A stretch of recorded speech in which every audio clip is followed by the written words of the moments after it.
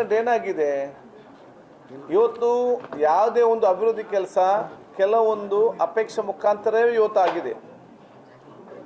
ಇಂದಿರಾ ಗಾಂಧಿ ಅವರು colour TV ತಂದಾಗಲೂ ಕೂಡ ಎಷ್ಟು ಅಬ್ಜೆಕ್ಷನ್ ಇತ್ತು. ರಾಜೀವ್ ಗಾಂಧಿ ಕಂಪ್ಯೂಟರ್ ತಂದಾಗ ಏನೆಲ್ಲ ಆರೋಪ ಮಾಡಿದವರು ಕಂಪ್ಯೂಟರ್ ಹಿಡ್ಕೊಂಡು ಇವತ್ತು ಓಡಾಡ್ತಿದ್ದಾರೆ. ಇಂದಿರಾ ಗಾಂಧಿ ಅವರು ಕಲರ್ ಟಿವಿ ತಂದಾಗ ಟೀಕೆ ಮಾಡಿದವರು ಇವತ್ತು ವೀಲ್ ಚೇರಲ್ಲಿ ಕೂತ್ಕೊಂಡು 100 ಚಾನಲನ್ನು ಇವತ್ತು ನೋಡ್ತಾರೆ. ಸೊ ಅಬ್ಜೆಕ್ಷನ್ ಇಲ್ಲದ ಏನು ಅಭಿವೃದ್ಧಿ ಕೆಲಸ ಆಗಿದೆ. ಇವತ್ತು ಬಿಡದಿಗೆ ಸಂಬಂಧಪಟ್ಟಾಗೆ ಇದನ್ನು ಪ್ರಾರಂಭ ಮಾಡಿ ನೋಟಿಫಿಕೇಶನ್ ಮಾಡಿದವರು ಯಾರು?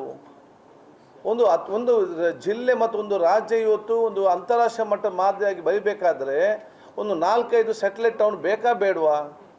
ಅದನ್ನು ನಾವು ಅರ್ಥ ಆಯಿತು. ನಮ್ಮ ರಾಜ್ಯಕ್ಕೆ ಸ್ಯಾಟಲೈಟ್ ಟೌನೇ ಬೇಡ, ನಾವು ಬಹುಶಃ ಒಂದು ಅಂತಾರಾಷ್ಟ್ರೀಯ ಮಟ್ಟದ ನಗರ ಆಗೋದೇ ಬೇಡ ಅಂತ ತೀರ್ಮಾನ ಯಾರಾದ್ರು ಹೇಳಿದರೆ ಹೌದು. ಈ ಒಂದು ಸ್ಯಾಟಲೈಟ್ ಟೌನ್ ಅಂದರೆ ಏನು? ಅದು ಒಂದು ಅತ್ಯುತ್ತಮವಾದ ಪ್ರದೇಶವನ್ನು ನಿರ್ಮಾಣ ಮಾಡಿಕೊಂಡು ಒಂದು ಬಹುಶಃ ಇವತ್ತು ಬೇರೆ ಬೇರೆ ರಾಜ್ಯದಲ್ಲಿ ಇವತ್ತು ಎಲ್ಲ ದೇಶದವರು ಕೂಡ ಇಲ್ಲಿ ಬಂದು ಆಕರ್ಷಿತವಾಗೋ ರೀತಿಯಲ್ಲಿ ನಮ್ಮ ರಾಜ್ಯಕ್ಕೆ ಹೆಚ್ಚಿನ ಒಂದು ಇನ್ಕಮ್ ಸೋರ್ಸ್ ಬರೋ ರೀತಿ ನೋಡಿಕೊಂಡು ಅದಕ್ಕೆ ಬೇಕು ಒಂದು ಸ್ಯಾಟಲೈಟ್ ಟೌನ್ ಒಂದು ನಿರ್ಮಾಣ ಮಾಡಬೇಕಂತ ಹೇಳಿದಾಗ ಅದು ಯಾವುದೋ ಒಂದು ಕಡೆಯಲ್ಲಿ ಪ್ರಾರಂಭ ಆಗಬೇಕು. ಪ್ರಾರಂಭ ಆಗುವಾಗ ಅಲ್ಲಿ 90% ಜನ ಅದಕ್ಕೆ ಒಪ್ಪುತ್ತಾರೆ, 10% ಜನ ಇವತ್ತು ಅದಕ್ಕೆ ಅದನ್ನು ಮುಖ್ಯಮಂತ್ರಿಗಳು ಬಗೆಹರಿಸ್ತಾರೆ. ಆದ ನಂತರ ಎಲ್ಲರೂ ಕೂಡ ಅದನ್ನು ಮೆಚ್ತಾರೆ. ಮನಮೋಹನ್ ಸಿಂಗ್ ಅವರು ಇವತ್ತು ಇದಕ್ಕೆ ವಿಕೇಂದ್ರೀಕರಣ ಡೆವಲಪ್ಮೆಂಟ್ ಮಾಡಿದಾಗ ಎಷ್ಟು ಜನ ಟೀಕೆ ಮಾಡಿದರು. ಆಧಾರ್ ಕಾರ್ಡ್ಗೆ ಈಗ ಅಂಥವ್ರೆ ಬೆನ್ಸುಗಾರಲ್ಲಿ ಸುತ್ತಾ ಇರ್ತಾರೆ. ಇಲ್ಲದ ಮುಂಚೆ ಅಂಬಾಸಿಡರಲ್ಲಿ ಹೋಗ್ತಾ ಇದ್ರು ವಿದೇಶದಲ್ಲಿ. ಏನೆಲ್ಲ ಹೇಳಿದರು ವಿದೇಶಕ್ಕೆ ಇವತ್ತು ನಾವು ಲಿಬರಲೈಸೇಷನ್ ಪಾಲಿಸಿ ಮಾಡಿದ ಸಂದರ್ಭದಲ್ಲಿ. ಆದ ಕಾರಣ ಜನ ಇವತ್ತು ರಾಜ್ಯಕ್ಕೆ ಮಾಡಬಾರ್ದು.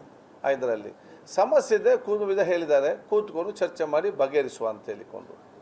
ಆದ ಕಾರಣ ನಾವೆಲ್ಲ ಕರ್ನಾಟಕ ಜನತೆ ಭವಿಷ್ಯದ ನಮಗೆ ಮಾತ್ರವಾಗಿಲ್ಲ ಈ ದೇಶ ಮತ್ತು ಈ ರಾಜ್ಯ ಇನ್ನು ಹುಟ್ಟಿ ಬರಲಿಕ್ಕೆ ಕೋಟ್ಯಾಂತರ ಮಕ್ಕಳಿದೆ ರಾಜ್ಯದಲ್ಲಿ. ಅವ್ರಿಗೆ ಬೇಕಾಗುವಂಥ ಒಂದು ಮಾಡರ್ನ್ ಟೆಕ್ನಾಲಜಿ ಇರುವಂಥ ರಾಜ್ಯವನ್ನು ನಾವು ನಿರ್ಮಾಣ ಮಾಡಬೇಕಾ ಬೇಡವಾ?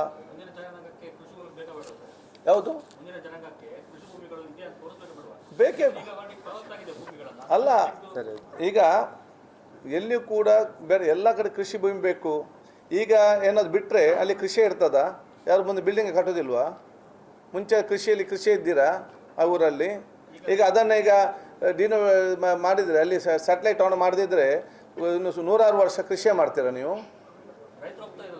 ಅದನ್ನು ನೋಡಿ, ಅಲ್ಲಿಗೆ ನನ್ನ ಪ್ರಶ್ನೆಗೆ ಬರುವಂಥದ್ದಲ್ಲ. ರೈತರು ಒಪ್ಪಿದರೆ ಕೊಡುವವರು ಕೊಡ್ತಾರೆ, ಕೊಡೋದವರು ಕೊಡೋದಿಲ್ಲ. ಅದು ಸರ್ಕಾರ ನೋಡ್ಕೊಳ್ತದೆ. ಈಗ ನಮಗೆ ಬೇಕು ನಮ್ಮ ರಾಜ್ಯಕ್ಕೆ ಸ್ಯಾಟಲೈಟ್ ಟೌನ್ಸ್ ಬೇಕಾ ಬೇಡವಾ ಅಷ್ಟೇ ಇಲ್ಲಿ ಇರಬೇಕು. ನಮ್ಮ ರಾಜ್ಯದ ನೋಡಿಕೊಂಡು ಇದರಲ್ಲಿ ಹೀಗೆ ಇರ್ತದ. ಒಂದು ವೆಲ್ ಪ್ಲ್ಯಾನ್ಡ್ ಸಿಟಿ ಆಗಬೇಕಾ ಅಥವಾ ಅನ್ಪ್ಲ್ಯಾನ್ಡ್ ಸಿಟಿ ಆಗಬೇಕಾ ಅಂತ ಇರುವಂಥದ್ದು.